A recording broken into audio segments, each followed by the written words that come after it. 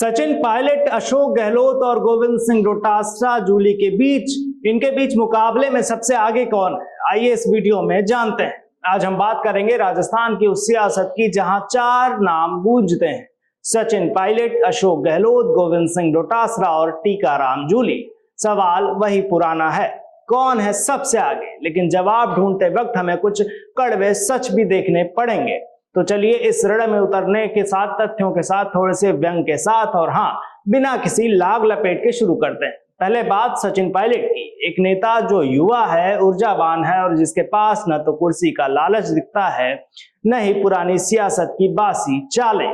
2023 विधानसभा चुनाव में कांग्रेस की हार के बाद भी पायलट ने टोंक से अपनी सीट जीती, 29,000 से ज्यादा वोटों के अंतर से। यह वही चुनाव था जिसमें गहलोत का जादू फीका पड़ गया, डोटासरा की रणनीति धरी की धरी रह गई और जूली की जोड़ी कहीं गायब हो गई। पायलट के हार के बाद भी चुप्पी साधी रही। उन्होंने दिसंबर 2023 में उन्होंने कहा था कि हमें आत्मचिंतन करना होगा और सचमुच वो चिंतन करते दिखे, जनता के बीच जाकर और मुद्दे उठाकर। अब जरा अशोक गहलोत की बात करें। वो गहलोत जिन्हें जादूगर कहते हैं, लेकिन 2023 में उनका जादू ऐसा चला कि कांग्रेस 69 सीटों पर सिमट गई। पायलट के साथ उनकी खींचातान तो जगजाहिर है। 2020 में बगावत, 2022 में सीएलपी की बैठक का ड्रामा और 2023 में वसुंधरा राजे को नेता बताने वाला बयान, ये सब गहलोत की सियासी चालें थी जो उल्टी पड़ गई। आज अप्रैल 2025 में भी गहलोत दिल्ली में बैठकर पुरानी कुर्सी की यादें सजो रहे हैं, लेकिन जनता के बीच उनकी साख अब वही पुरानी कहानी है जो बार बार सुनाई जाती है, पर कोई सुनना नहीं चाहता। अब बारी गोविंद सिंह डोटासरा की। पीसीसी चीफ गहलोत के वफादार सिपाही। 2020 में पायलट को हटाकर डोटासरा को कुर्सी दी गई, लेकिन क्या हासिल हुआ? 2024 के लोकसभा चुनाव में राजस्थान में कांग्रेस का प्रदर्शन फिर से कमजोर रहा। डोटासरा अपनी लक्ष्मणगढ़ सीट तो जीतते रहे, लेकिन संगठन को मजबूत करने में नाकाम हो गए। मई 2024 में खबर आई कि डोटासरा को एक्सटेंशन मिल सकता है, पर सवाल यह है कि किस काम का एक्सटेंशन? जब जाट वोट बैंक को साधने की बात आती है तो डोटासरा सिर्फ गहलोत की छाया बनकर रह जाते हैं।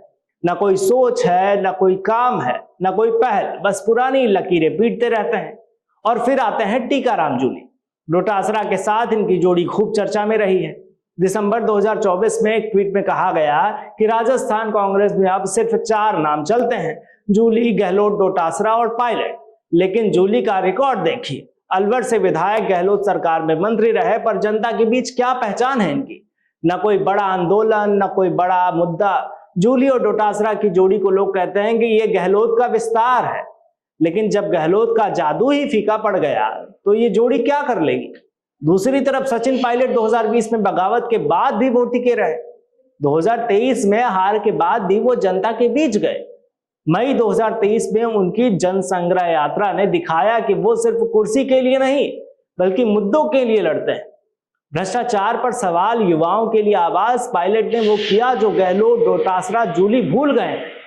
आज अप्रैल 2025 में जब कांग्रेस को नई जान चाहिए तो पायलट ही वो चेहरा है जो भीड़ खींच सकते हैं, जो बदलाव की बात कर सकते हैं। बाकी 3 वो पुरानी किताबों के पन्ने हैं जो पढ़े जा चुके हैं और रखे जा चुके हैं।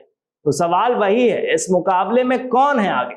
गहलोत का अनुभव अब बोझ बन चुका है और जूली और डोटासरा की जोड़ी खत्म हो गई है।